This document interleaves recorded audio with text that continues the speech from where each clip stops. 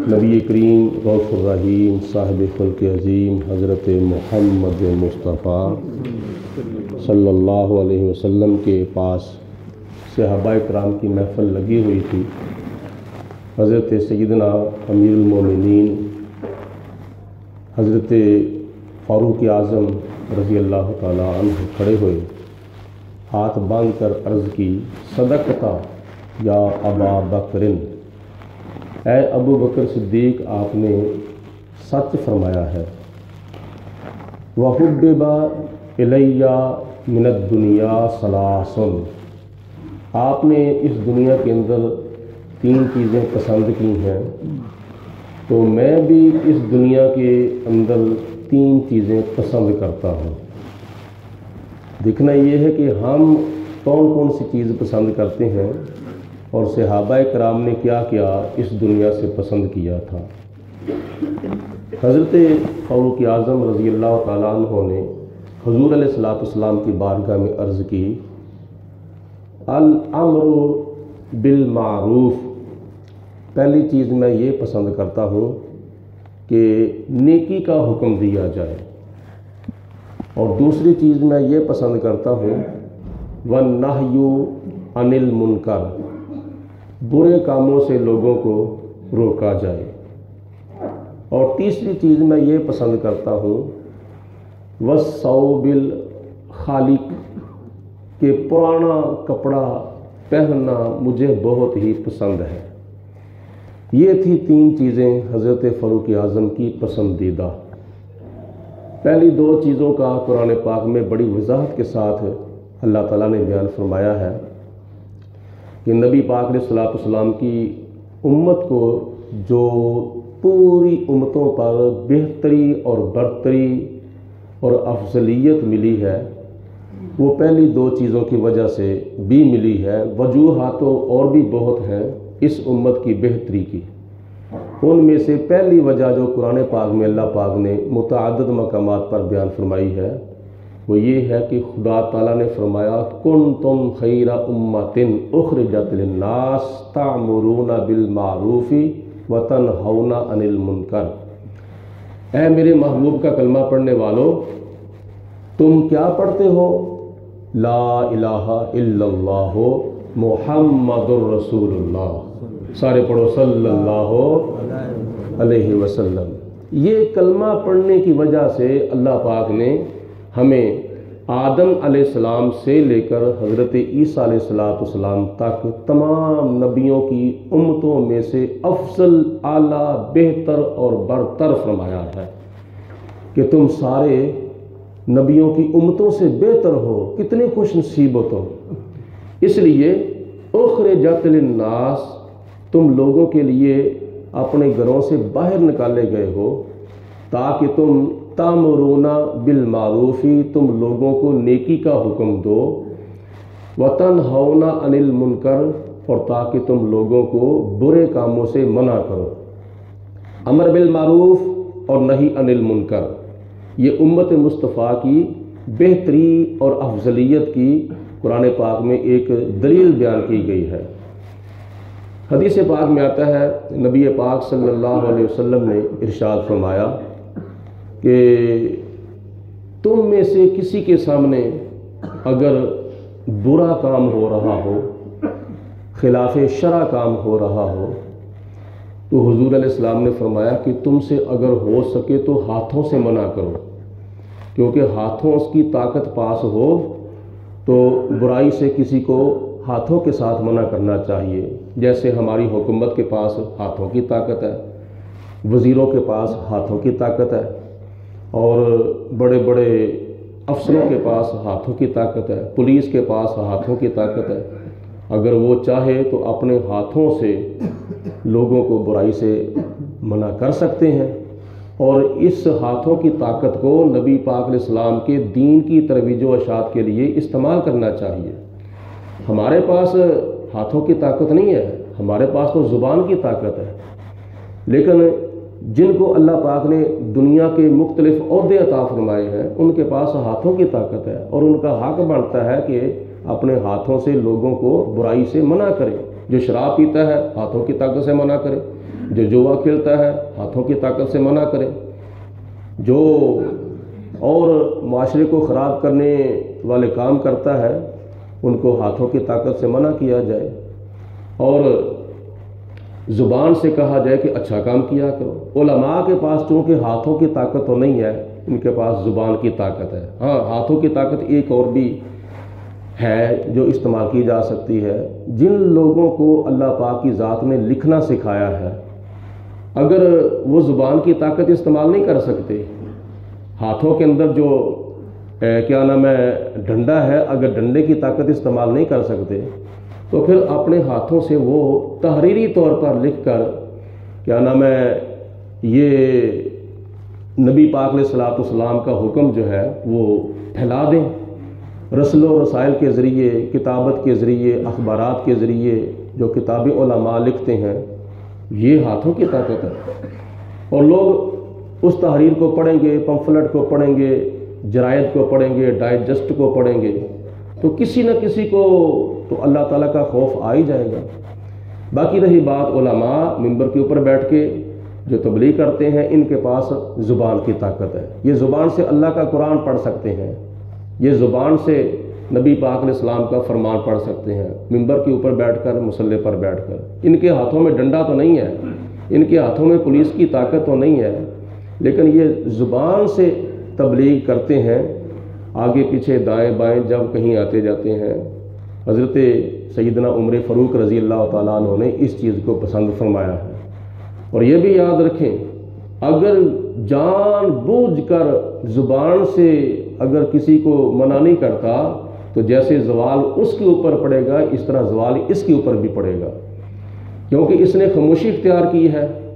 کسی کے اوپر ظلم ہو رہا ہے تو دیکھنے والا تماشا دیکھ رہا ہے، اور وہ خاموش رہنے والا برابر کا شریک ہے ظالم کے ظلم کے اندر۔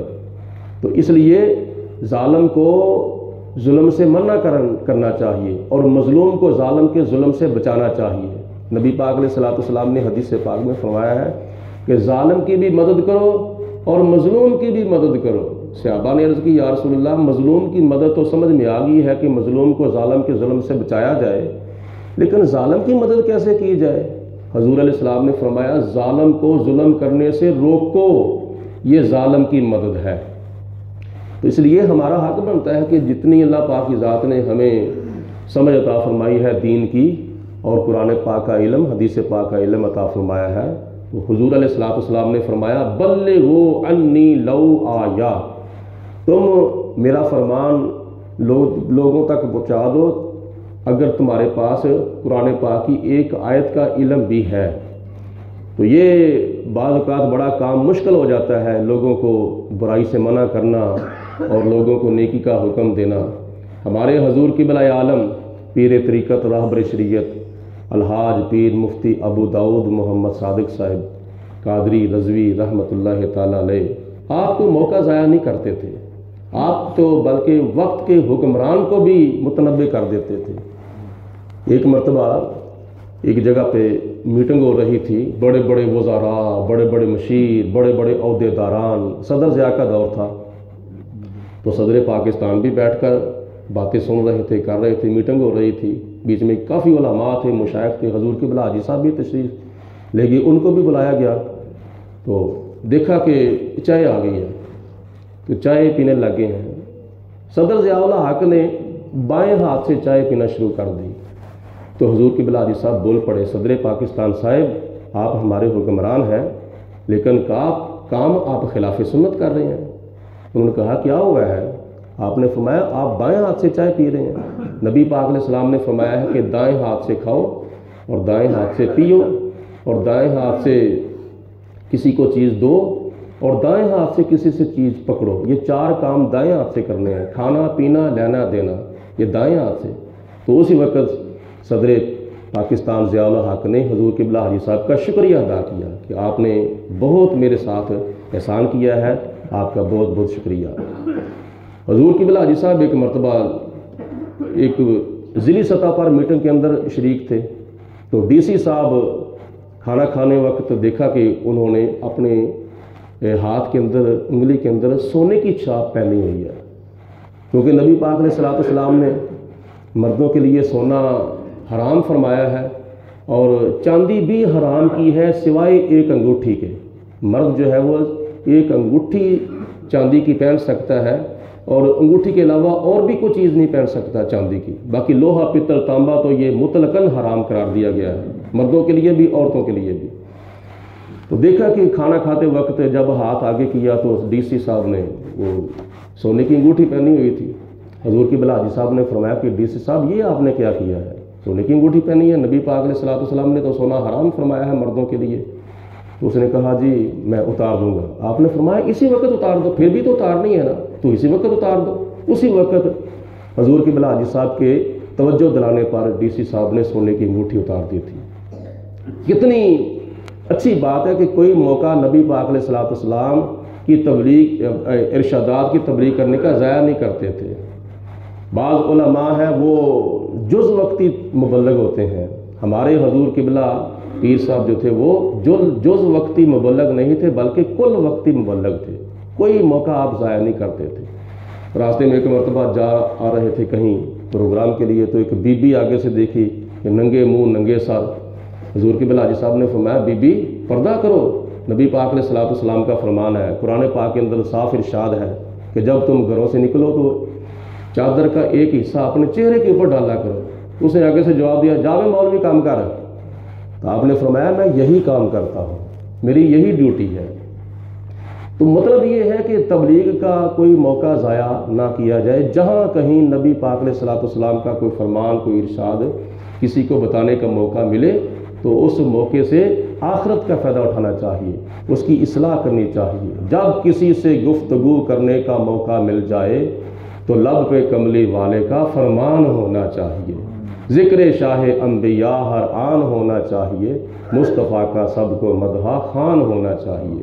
تو میں وہ حدیث پاک عرض کر رہا تھا کہ نبی پاک علیہ السلام نے فرمایا کہ تم سے ہو سکے تو تم برائی کو اپنے ہاتھوں سے منع کرو، اگر ہاتھوں کی طاقت نہیں ہے تو تم اپنی زبان سے اس کو منع کرو، اگر زبان کی بھی طاقت نہیں ہے تو حضور علیہ الصلوۃ والسلام نے فرمایا پھر دلی طور پر اس کو برا تصور کرو، اور یہ ایمان کا کمزور ترین حصہ ہے۔ ایمان کا طاقتور حصہ کون سا ہے؟ ہاتھوں سے برائی کو منع کیا جائے، اور اس سے دوسرا درجہ کیا ہے ایمان کی کمزوری کا کہ زبان سے منع کیا جائے، اور تیسرا درجہ یہ ہے کہ اپنے دل کے اندر تصور کیا جائے کہ وہ برا کام کر رہا ہے۔ اگر کوئی کسی کو دل کے اندر بھی برا نہیں تصور کرتا، چلو ٹھیک ہے لگے نہیں لگے رہن خیر موج کرن، یہ نہیں ٹھیک، بلکہ ٹھیک یہ ہے کہ اس کو دل کے اندر برا تصور کیا جائے۔ تیسری چیز نبی پاک علیہ الصلوۃ والسلام کے خلیفہ دوم سسر مصطفیٰ حضرت سیدنا فاروق اعظم نے فرمایا کہ مجھے یہ پسند ہے کہ پرانا کپڑا پہننا جائے، سادگی اختیار کی جائے، اس کے اندر سادگی ہے۔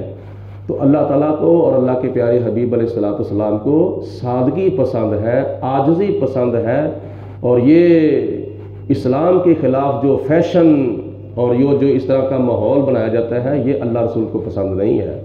حضرت فاروق اعظم رضی اللہ تعالیٰ عنہ کتنے بڑے حکمران تھے، تقریباً 35 لاکھ مربع میل کے حکمران تھے، لیکن فلسطین کے اندر جب گئے مسجد اقصی بیت المقدس کو فتح کرنے کے بعد تو آپ کے جسم کے اوپر جو لباس تھا اس کے اوپر متعدد پیوند لگے ہوئے تھے۔ اتنے بڑے حکمران ہونے کے باوجود اتنی سادگی، تو یہ سادگی دیکھ کر پھر کتنے لوگ کلمہ پڑھ کے مسلمان ہوئے تھے، اور ایک سادگی تو یہ بھی تھی کہ غلام سواری پر سوار تھا اور خود پیدل چل کے جا رہے تھے۔ ٹھیک ہے، نبی پاک علیہ الصلوۃ والسلام کا یہ دین ہے، حضور علیہ الصلوۃ والسلام کی یہ شریعت ہے۔ اور اس وقت جو استقبال کے لیے لوگ آئے ہوئے تھے انہوں نے سمجھا کہ یہ جو سواری کے اوپر بیٹھا ہوا ہے نا یہ امیر المومنین ہے۔ لوگوں نے کہا امیر المومنین سلام، امیر المومنین مرحبا، امیر المومنین اہلا و سہلا، امیر المومنین سات بسم اللہ، خوش آمدید جی، 100 بسم اللہ آیا نو۔ تو آپ نے فرمایا، اس غلام نے کہا کہ لوگوں میں حکمران نہیں ہوں، میں امیر المومنین نہیں ہوں، امیر المومنین تو وہ نیچے پیدل چل کے آ رہے ہیں، کیونکہ آپ جب مدینہ المنورہ سے چلے تھے تو آپ نے یہ فیصلہ کر لیا تھا کہ سواری ایک ہے، ہم دو ہیں، تو بیک وقت ہم دونوں بیٹھیں گے تو سواری سے برداشت نہیں ہوگا۔ یہ بھی اللہ کی مخلوق ہے، ان کے اوپر رحم کرنا بھی ہمارا ایک فریضہ ہے۔ تو 1 میل تم اس کے اوپر چڑھنا سوار ہونا اور 1 میل میں اس کے اوپر سوار ہو کے سفر کروں گا۔ تو جو آخری میل تھا وہ غلام کا آ گیا، تو غلام نے ہاتھ جوڑ کر عرض کی حضور آپ تو حکمران ہیں، لوگ آپ کی اس محبت کے لیے اور آپ کے استقبال کے لیے آئے ہیں۔ آپ نے فرمایا نہ، جو فیصلہ ہے، جو انصاف ہے وہ انصاف ہے، آخری میل اگر میرا ہوتا تو میں سوار ہوتا، آخری میل اب آپ کا ہے، لہٰذا آپ اس کے اوپر سوار ہو۔ غلام کو سواری کے اوپر سوار کیا۔ فقط اسلام دنیا میں یہ منظر پیش کرتا ہے کہ آقا چل دیے پیدل، سواری پر غلام آیا۔ اللہ پاک ہم سب کو صحابہ کرام کی تعلیمات پر عمل کرنے کی توفیق عطا فرمائے۔ وآخر الدعوانا الحمدللہ رب العالمین۔ صلاۃ والسلام علیک یا سیدی یا رسول اللہ وعلی آلک واصحابک یا سیدی یا حبیب اللہ۔ الصلاۃ والسلام علیک یا رحمۃ للعالمین وعلی آلک واصحابک یا خاتم النبیین۔ اللہم صلی علی سیدنا ومولانا محمد معدن الجود والکرم وآلہ وصحبہ وبارک وسلم۔ ربنا ظلمنا انفسنا وإن لم تغفر لنا وترحمنا لنکونن من الخاسرین۔ لا الہ الا انت سبحانک انی کنت من الظالمین۔ وافوض امری الی اللہ ان اللہ بصیر بالعباد۔ الہی ہم تجھ سے دعا مانگتے ہیں، مریض گناہ ہے شفا مانگتے ہیں۔ الہی بحق محمد رسول دعا گناہ گاروں کی کرنا قبول۔ یا الہی اپنے پیارے حبیب نبی پاک صلی اللہ علیہ وسلم کے وسیلہ جلہ سے جتنے بھی ہمارے مسلمان بہن بھائی گھروں کے اندر، ہسپتالوں کے اندر، ہمارے رشتہ داروں میں، ہمارے تعلقداروں میں، مسجد کے نمازیوں میں سے جتنے بھی ہمارے احباب بیمار ہیں، یا اللہ پاک ان کو شفائے کلی عطا فرما، ان کو صحت و تندرستی عطا فرما۔ یا اللہ پاک ان کو روحانی جسمانی بیماریوں سے محفوظ فرما، ان بیماروں کا علاج، ان کی شفا اور ان کی زندگی کا سبب بنا۔ یا پروردگار عالم نبی پاک علیہ السلام کے وسیلہ جلہ سے جو مقروض ہیں ان کو قرضے سے چھٹکارا عطا فرما، جو بے اولاد ہیں یا اللہ پاک ان کو فرما بردار اولاد عطا فرما۔ یا ہمیں دنیا کی زندگی شان کی عطا فرما، اس کے بعد موت ایمان کی عطا فرما۔ قبر و حشر میں نبی پاک علیہ السلام کی زیارت اور شفاعت نصیب فرما۔ محشر کے میدان میں عرش الہی کا سایہ نصیب فرما۔ وصلی اللہ علی حبیبہ محمد وآلہ وصحبہ اجمعین۔